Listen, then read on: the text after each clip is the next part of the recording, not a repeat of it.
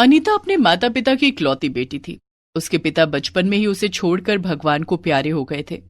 अनीता की माँ उषा ने बहुत गरीबी में अनीता को पाला था और उसकी शादी एक अमीर लड़के से की। उषा अमीरों के घर में खाना बनाने और बर्तन धोने का काम करती थी। उषा ने सारी जिंदगी गरीबी में गुजारी थी, लेकिन वो नहीं चाहती थी कि उसकी बेटी अनीता भी इसी तरह से गरीबी में दिन गुजारे।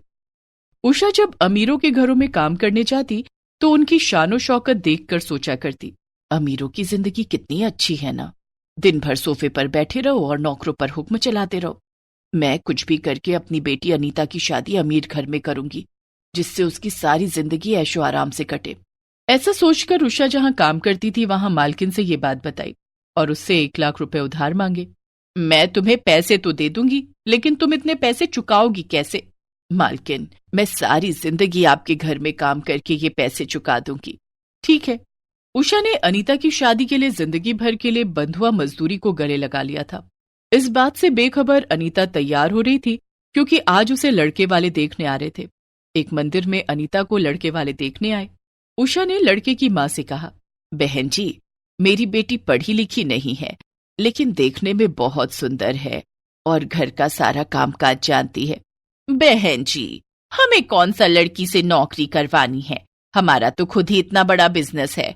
हमें तो बस ऐसी लड़की चाहिए जो घर के नौकरों पर नजर रखे और उनसे काम करवाए। लेकिन आपको दान दहेज देने के लिए मेरे पास पैसे नहीं हैं। मैं तो बारातियों को खाना ही खिला सकती हूँ। दान दहेज की भी हमें कोई जरूरत नहीं है। आप बस अनीता की शादी मेरे बेटे सुनील से कर दीजिए। उषा बहुत खुश हो गई। कुछ दिन के बाद अनीता की शादी सुनील से हो जाती है। शादी के बाद अनीता अपने ससुराल आ जाती है। वहां का ठाट बाट देखकर अनीता सोचती है, मेरा ससुराल कितना अमीर है। चलो अच्छा हुआ गरीबी से छुटकारा मिला। मेरा मायका कितना छोटा था, वहां ना तो एसी था और ना ही फ्रिज। कहीं आने जाने के लिए अपने पैरों पर ही चलकर जाना पड़ता था। यहाँ तो ढेरों गाड़ियां हैं, नौकर चाकर है। मेरी जिंदगी तो बड़े आराम से गुजरेगी। अनीता को ससुराल में कोई काम नहीं करना पड़ता था। वो दिन भर बिस्तर पर बैठी रहती, नौकर चाकर उसकी खिदमत करते थे। वहीं अनीता की गरीब माँ उषा सिर्फ 1 लाख रुपए में जिंदगी भर के लिए बंधुआ मजदूर बनकर रह गई थी। वो दिन के 12 घंटे अपनी मालकिन के घर पर काम करती। बदले में उसकी मालकिन उसे रूखा सूखा खाने को देती थी। धीरे धीरे वक्त गुजरता गया। उषा बूढ़ी हो गई थी और कमजोर भी। उससे अब ठीक तरह से काम नहीं हो पाता था, लेकिन उसकी मालकिन को उस पर जरा भी दया नहीं आती थी। वो अब भी उससे पहले की तरह काम करवाती। इधर शादी के बाद अनीता ने एक बार भी अपनी माँ को याद नहीं किया। एक दिन, अनीता, हमारी शादी को 2 साल बीत गए, क्या तुम्हें अपने मायके की याद नहीं आती? तुमने कभी भी अपनी माँ से मिलने की इच्छा नहीं जताई। चलो चलकर माँ से मिलाते हैं। मेरा वहां जाने का कोई मन नहीं है। मैं तो कहती हूँ आपको भी वहां जाने की कोई जरूरत नहीं है। उस तंग गली में हमारी बड़ी गाड़ी नहीं जा सकेगी। कौन कहता है हम गाड़ी से जाएंगे? हम दोनों रिक्शे से चलेंगे। क्या मुझे रिक्शे पर बैठना पड़ेगा? नहीं नहीं, अब तो मैं गाड़ी पर ही बैठकर कहीं आना जाना कर सकती हूँ। अनीता, तुम्हें अपनी अमीरी का इतना घमंड हो गया है कि तुम अपनी माँ से नहीं मिलना चाहती हो। ठीक है, तुम्हें नहीं जाना तो मत जाओ, मैं माँ से मिलने जा रहा हूँ। सुनील एक रिक्शे पर बैठकर उषा से मिलने अपने ससुराल जाता है। वहां जाकर वो देखता है कि उषा के घर पर ताला लगा हुआ है। वो पड़ोसियों से उषा के बारे में पूछता है। वो तो शहर के सबसे बड़े सेठ के यहाँ काम करती है। सुबह 6 बजे जाती है तो शाम को 8 बजे आती है। ये सुनकर सुनील चिंता में पड़ जाता है। वो पड़ोसी से उषा की मालकिन का पता पूछकर वहां जाता है। वहां पहुंचकर जब उसने दरवाजे की घंटी बजाई तो दरवाजा उषा ने ही खोला, लेकिन उसे पहचानना मुश्किल हो रहा था। वो बहुत दुबली पतली और कमजोर हो गई थी। वो ठीक से खड़ी भी नहीं हो पा रही थी। सुनील को देखते ही उषा की आंखों से झरझर आंसू निकल पड़े। माँ जी, आप इस हालत में? दामाद जी, मैं यहाँ बंधुआ मजदूर हूँ। अनीता की शादी के लिए मैंने अपनी मालकिन से 1 लाख रुपए लिए थे और अब तक यहाँ काम करके वो पैसे चुका रही हूँ।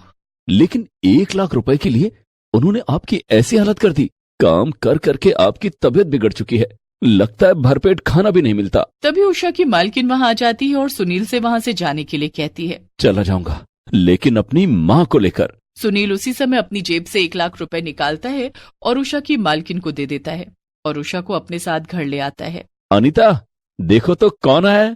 अरे माँ, तुमने अपनी क्या हालत बना ली है? कभी तुमने माँ की हालत पूछी ही नहीं। आज इन्हें इस हाल में देखकर बुरा लग रहा है ना। माँ अब हमारे साथ यही रहेंगी। क्या? माँ यहाँ रहेंगी? हाँ। लेकिन हमारे यहाँ तो नौकरों की हालत भी इनसे अच्छी है। ये यहाँ रहेंगी तो हम लोगों को क्या बताएंगे? अनीता, ये तुम कैसी बातें कर रही हो? लोग पूछे तो कह देना कि ये हमारी माँ है। अनीता की सास भी उषा के आने से बहुत खुश थी, लेकिन अनीता को अपनी माँ का यहाँ आना अच्छा नहीं लग रहा था। उसने अपनी माँ को रहने के लिए कमरा तो दे दिया, लेकिन कभी उस कमरे में झांकने भी नहीं जाती थी। वो अपनी माँ से वही सारे काम करवाती जो वो अपने नौकरों से करवाती थी। एक रात जब घर के सभी लोग खाना खा रहे थे, अनीता बहू, कल सुबह नाश्ता और खाना तुझे बनाना होगा। कल राजू काम पर नहीं आएगा, उसकी तबीयत खराब है। ठीक है माँ जी। लेकिन दूसरे दिन अनीता सुबह सुबह 5 बजे उठ जाती है। उस समय घर के सभी लोग सो रहे थे। वो उषा के कमरे में जाती है और सबके लिए नाश्ता और खाना बनाने के लिए कहती है। माँ, सभी के लिए नाश्ता और खाना बना दो, और किसी से मत कहना कि ये सब तुमने किया है, नहीं तो मैं तुम्हें घर से निकाल दूंगी। उषा अपनी ही बेटी के बदले हुए रूप को देखकर हैरान थी, लेकिन वो कुछ नहीं बोली और उसी समय उठकर रसोई में चली जाती है। उसने पूरे परिवार के लिए नाश्ता और खाना बनाया। आखिर में उसने सबके लिए चाय बनाई। तब तक सभी लोग सोकर उठ गए थे। तभी अनीता रसोई में आती है और उषा को उसके कमरे में जाने के लिए कहती है। उसके बाद वो सबके लिए टेबल पर चाय और नाश्ता लगाती है। अरे वाह, नाश्ता तो बहुत टेस्टी बनाया तुमने। आज तुमने पहली बार कुछ बनाया है। हाँ बहू, आज तो तेरे हाथ का खाना खाकर मुझे बड़ा अच्छा लग रहा है। ये ले मेरी तरफ से सोने के कंगन। अनीता खुशी खुशी कंगन रख लेती है और उषा की ओर देखकर मुस्कुराती है। बेचारी उषा कुछ नहीं कहती है। इस तरह वो सबकी नजर बचाकर अपनी माँ से काम करवाया करती। माँ से बात करने के बहाने वो उषा को अपने कमरे में बुलाती और उससे अपने पूरे शरीर में तेल मालिश करवाती। बेचारी उषा अपनी ही बेटी के ससुराल में नौकर बनकर रह गई थी। लेकिन अनीता को इस बात का बिल्कुल भी एहसास नहीं था कि वो क्या कर रही है। सुनील और सुशीला के सामने तो वो उषा की खूब खातिरदारी करती, जिससे कि उन्हें कोई शक न हो। कुछ दिन और बीत गए। अनीता अब माँ बनने वाली थी। उषा अब अनीता का खूब ख्याल रखती थी। इसी बीच एक बार सुनील और सुशीला को शहर से बाहर जाना पड़ा। अनीता, मैं और माँ कलकत्ता जा रहे हैं। बुआ जी की बेटी की शादी है। तुम्हारा 7वां महीना चल रहा है। ऐसी हालत में तुम्हारा ट्रैवल करना ठीक नहीं है। तुम और माँ घर पर रहो, हम लोग 2 दिन के बाद आ जाएंगे। ठीक है। सुशीला और सुनील कलकत्ता चले जाते हैं। उनके जाते ही अनीता अपनी माँ के साथ बहुत बुरा व्यवहार करने लगती है। उसने 2 दिनों के लिए घर के सभी नौकरों को छुट्टी दे दी और उषा को घर के काम में लगा दिया। बेचारी उषा को खाना बनाने, बर्तन धोने, कपड़े धोने, घर की सफाई करने में लगा दिया। उषा से जल्दी जल्दी काम नहीं हो पाता था। वो धीरे धीरे काम कर रही थी, जिस पर अनीता उसके ऊपर खूब चिल्लाई और उसे भूखा प्यासा एक कमरे में बंद कर दिया। अनीता सारा दिन उस कमरे में बंद थी, जिसमें अनीता ने बाहर से ताला लगा दिया था। लेकिन रात होते ही अनीता की तबीयत अचानक खराब हो गई। उसके पेट में बहुत तेज दर्द होने लगा। वो दर्द के मारे बुरी तरह से छटपटा रही थी। उसकी हालत इतनी खराब हो गई कि वो उषा के कमरे तक भी नहीं जा सकती थी।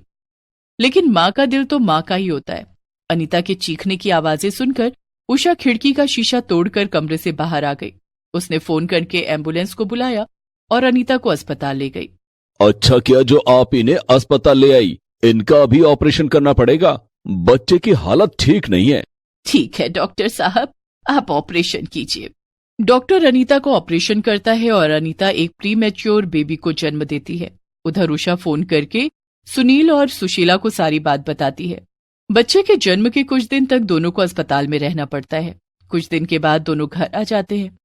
अनीता को अपने किए पर बहुत पछतावा होता है। वो उषा से माफी मांगती है और वादा करती है कि अब कभी अपनी अमीरी का घमंड नहीं करेगी।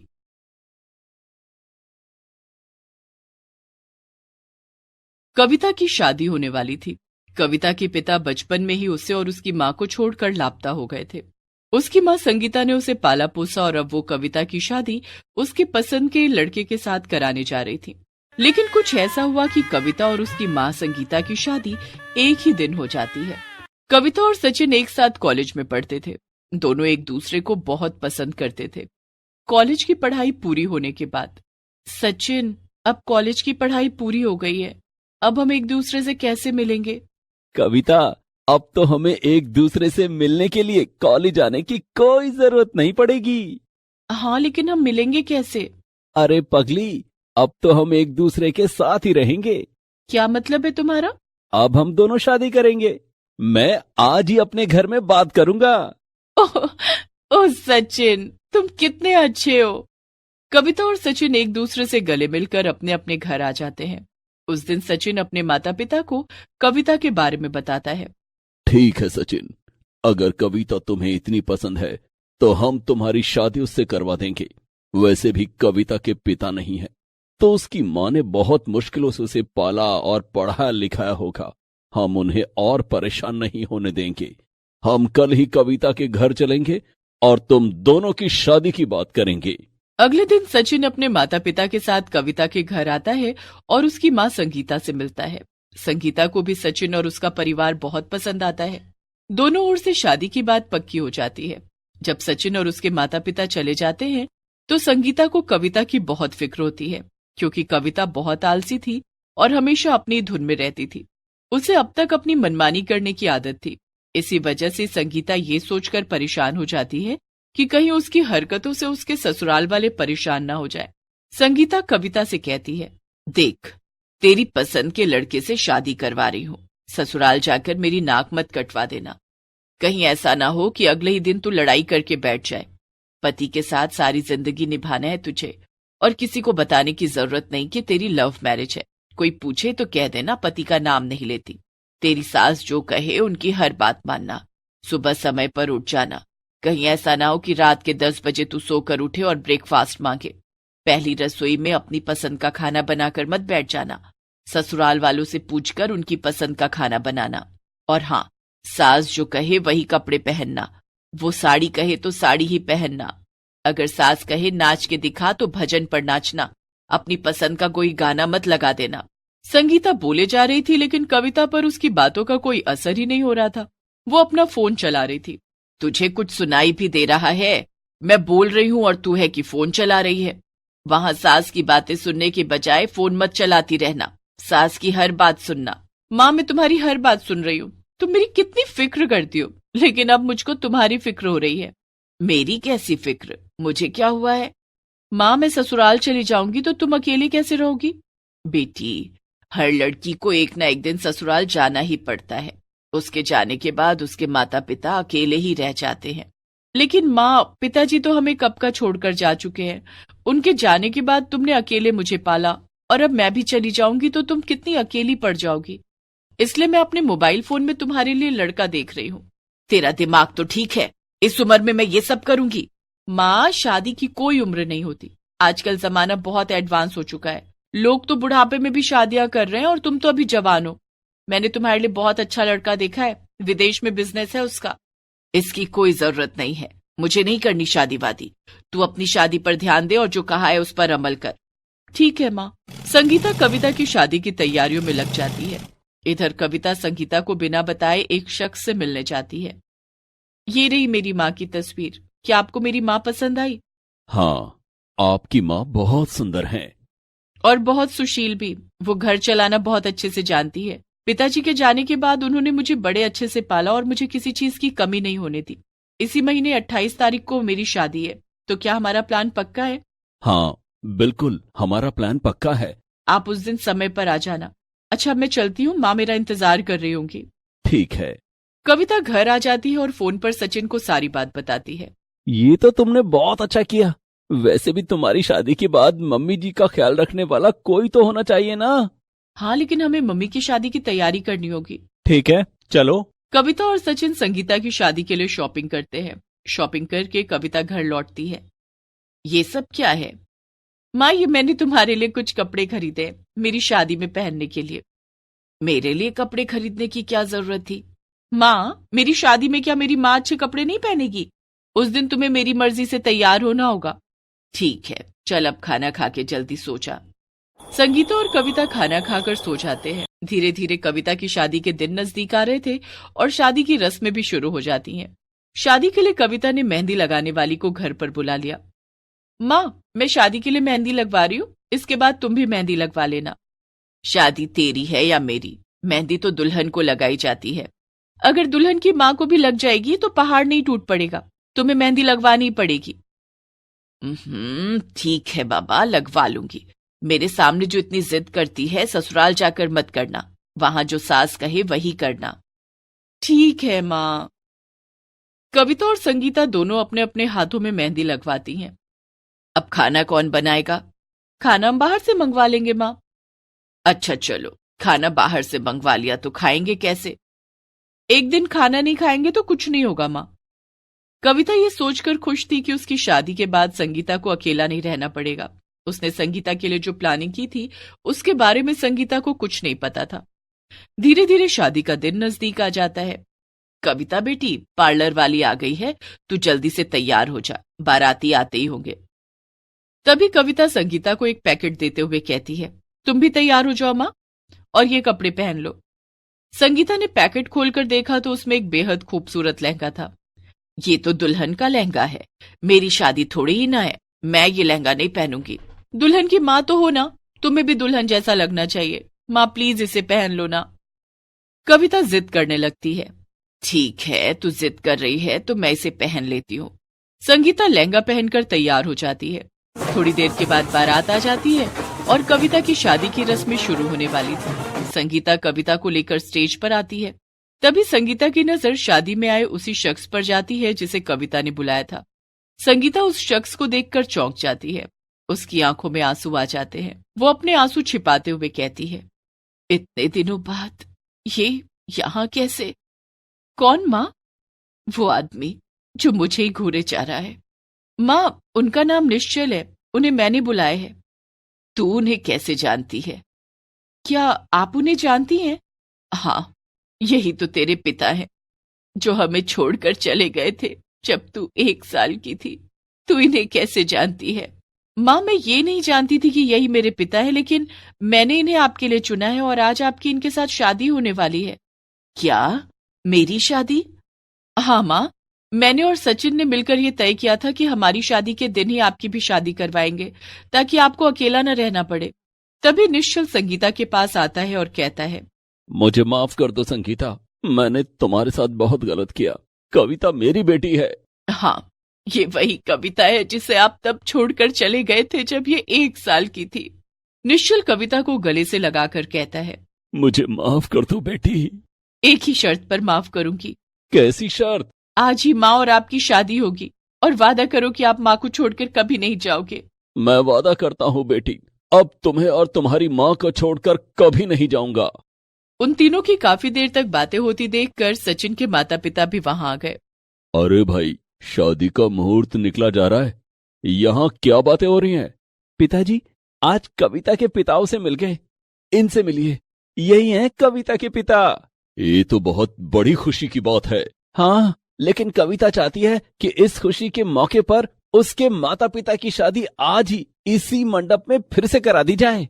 ये तो बहुत अच्छी बात है, शुभ काम में देरी कैसी। उसके बाद शादी की रस्में शुरू होती हैं। एक तरफ तो कविता और सचिन 7 फेरे ले रहे थे, तो दूसरी तरफ उसी मंडप में संगीता और निश्चल की शादी हो रही थी। इस तरह मम्मी और बेटी की शादी एक साथ हो जाती है। कविता को उसके खोए हुए पिता मिल जाते हैं और संगीता को उसका पति।